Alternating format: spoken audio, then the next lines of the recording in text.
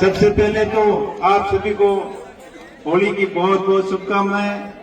आप सबने हमारा होली का घना घना राम राम सा।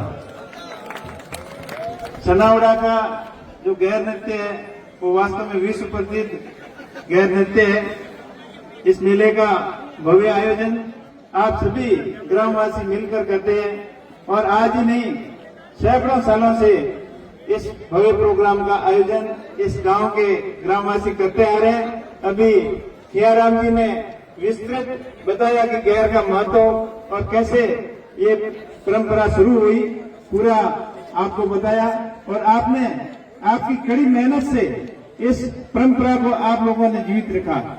हम देखते आए पुराने समय से कई गांवों के अंदर इस गैर के प्रोग्राम होते थे, लेकिन समय के साथ साथ धीरे धीरे लोगों अपने अपने काम में व्यस्त रहे और कई गांव के लोग इस परंपरा को भूल गए।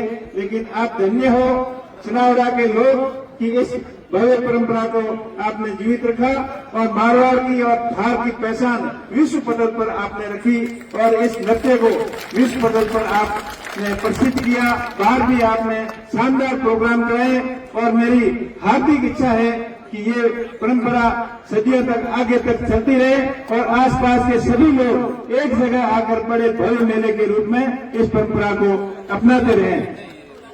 अभी पेमाराम जी बता रहे थे कि गांव वालों की इच्छा है कि यहाँ पर एक भव्य स्टेडियम हो जहाँ गैर का बड़ा प्रोग्राम हो और लोगों की इच्छा थी। ये मैदान छोटा पड़ने लगा तब आसपास के लोग अपने अपने क्षेत्र में आसपास के 4-5 गांव में भी काफी बड़े प्रोग्राम होते हैं। उस होने की वजह यही थी कि ये मैदान छोटा पड़ता था और यहाँ लोग सारे आते नहीं थे।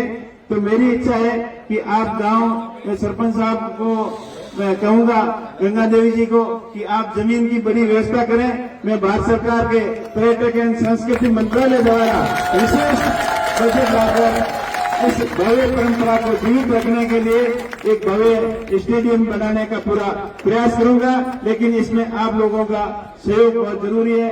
मंच पर विराजमान आपके सरपंच साहिबा गंगा देवी जी, पूज्य बाप जी और करनाराम जी, मेरे साथ में आए लक्ष्मण जी, रुकनाथ जी, काकराराम जी माली और समस्त सम्मानित मंच आज इस प्रोग्राम का साक्षी बने और इस प्रकार ये भव्य प्रोग्राम हमेशा हमेशा सदियों तक चलता रहे। और मैं खुशी इस बात की हो रही है कि पहला प्रोग्राम यहाँ विधान लोकसभा चुनाव के अंदर सबसे पहली मीटिंग आपके गांव से शुरुआत हुई थी। वो एक भव्य मीटिंग थी। 36 गांव के लोगों ने खूब साथ दिया, दिन रात एक कर मुझे अपना भाई अपना बेटा समझकर आपने फुल सपोर्ट किया और मेरे जैसे सामान्य किसान के बेटे को आपने देश की बड़ी सबसे बड़ी पंचायत लोकसभा के अंदर आपने भेजा। आपका हमेशा हमेशा आभारी रहूंगा और मेरा प्रयास रहेगा कि अपने थार के क्षेत्र का सर्वांगीण विकास हो, मूलभूत आधार सुविधाएं ज्यादा से ज्यादा आप लोगों तक पहुंचे, ये मेरा प्रयास हमेशा रहेगा। साथ ही साथ जो शिक्षा ही संकल्प है, ये हमने आपसे वादा किया था, तो मेरा प्रयास रहेगा कि बाड़मेर की प्रत्येक स्कूल डिजिटल स्कूल हो। सरकार से जितना सहयोग होगा वो सहयोग पहले नंबर पर शिक्षा के क्षेत्र में रहेगा।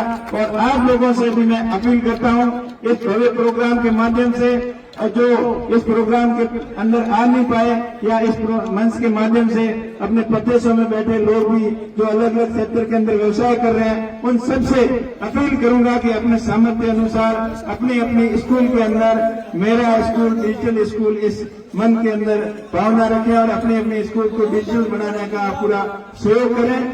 नशे पत्ते से दूर रहें। आज समाज के अंदर जो अलग अलग नशे, जहरीले नशे जो की प्रवृत्तियां जो फैल रही है, उससे आपको सावधान रहने की जरूरत है। एमडी स्नैक का कभी अपने पूर्वजों ने अपन ने नाम नहीं सुना, लेकिन आज एमडी और स्नैक का जो कारोबार अपना पैर फैला रहा है वो वास्तव में चिंता का विषय है। उसके लिए युवाओं को, बुजुर्गों को, समाज के सभी जागरूक लोगों को आगे आना होगा और नशा आपको करना है तो सिर्फ एक ही चीज का नशा करना है कि जिंदगी के अंदर हमको आगे कैसे बढ़ना है, अपने से सक्षम लोगों से कंपटीशन करना है, आपको उनसे प्रतिस्पर्धा करनी है, उनसे ईर्ष्या नहीं करनी कि ये बड़ा आदमी कैसे बन गया, इसकी इतनी बड़ी नौकरी कैसे लगी, इसका इतना अच्छा धंधा कैसे चल रहा है, इसका डाउन कैसे हो, ऐसे विचार दिमाग में नहीं रखने हैं। उनसे सीख लेकर प्रतिस्पर्धा करनी है कि भला आदमी मेरे साथ में पढ़कर आईपीएस बन गया और उसका सिलेक्शन हो गया तो मैं भी आईपीएस बन सकता हूँ, मैं भी आरपीएस बन सकता हूँ, मैं भी जज बन सकता हूँ, इंजीनियर बन सकता हूँ, डॉक्टर बन सकता हूँ। ऐसी भावना पढ़ाई करने वाले बच्चों के अंदर होनी चाहिए। और जो बिजनेस कर रहे हैं, जिनके साथ जाकर बिजनेस सीखा है, उनसे सीख लेकर प्रेरणा लेकर आप भी देखें कि मेरा भाई वहाँ प्रदेश में जाकर दुकान कर ली, अच्छी फैक्ट्री कर ली, अच्छा कारोबार बना लिया, तो मैं भी क्यों ना उसके जैसा कारोबार करूं, ना कि उसकी फालतू में टांग खिंचाई करें कि उसका डाउन कैसे हो, ये कभी दिमाग में नहीं रखें। उनसे प्रतिस्पर्धा करके सीख लेकर अपने अपने क्षेत्र के अंदर जहां भी आप काम कर रहे हो उस क्षेत्र के अंदर आप आगे बढ़ने का प्रयत्न करें।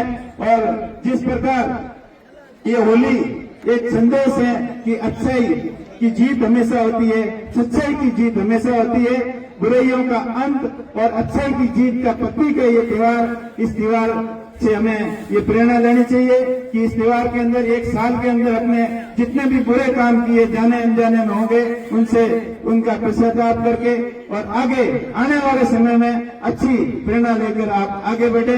इन्हीं शुभकामनाओं के साथ में सभी क्षेत्रवासियों का बहुत बहुत आभार, बहुत बहुत धन्यवाद। आपका समय ज्यादा नहीं लूंगा क्योंकि आप लोग गैर का प्रोग्राम यहाँ खेलने के लिए आए हो, ना कि हमारा कोई भाषण सुनने आए हो, लेकिन आप लोगों का मन था, आपने बुलाया, आपसे रूबरू होने का मेरा भी मन था, इच्छा थी, तो आप लोगों से मिलने के लिए और होली के रामा क्षमा करने के लिए आपके बीच में हाजिर हुआ हूँ। और फिर जब भी आप बुलाओगे आप लोगों के बीच में रहूंगा और अपने क्षेत्र के विकास के लिए हरदम प्रयासरत रहूंगा। आप सभी का बहुत बहुत आभार, बहुत बहुत धन्यवाद।